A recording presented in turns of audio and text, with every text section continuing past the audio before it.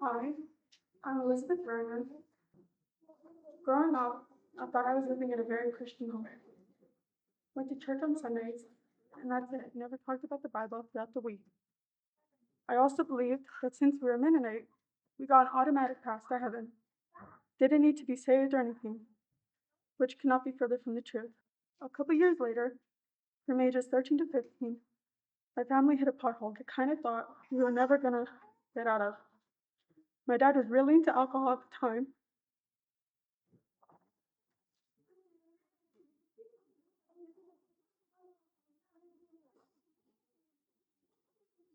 and being around the wrong kind of people,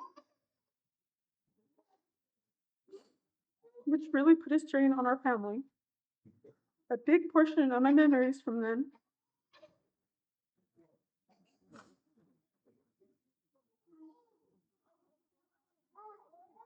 were my parents screaming at one another and me crying to my older sister.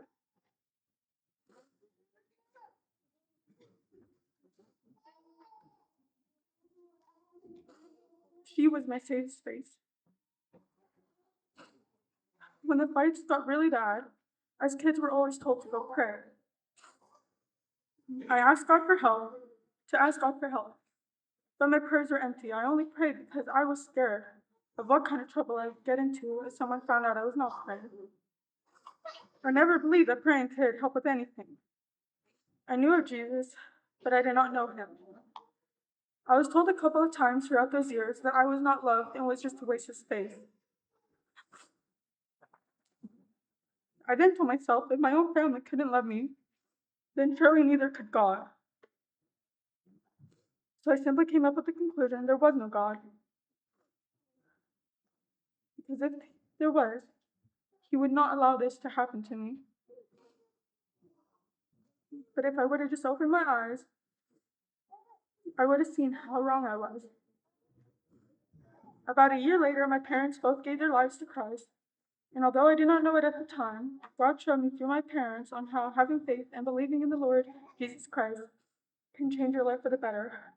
Later on through the years, when people asked if I was saved, I would just say yes, I was, because saying I was easier than them telling me I was living a sinful life and was going to end up in hell.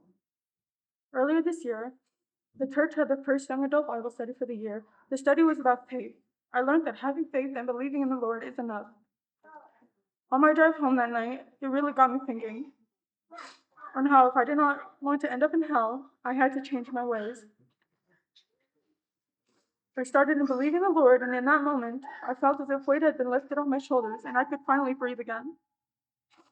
Last Friday, when I told John I wanted to get baptized, I was about to cry because there was a point in my life when I thought I would never get here. And being called God's child is truly a blessing.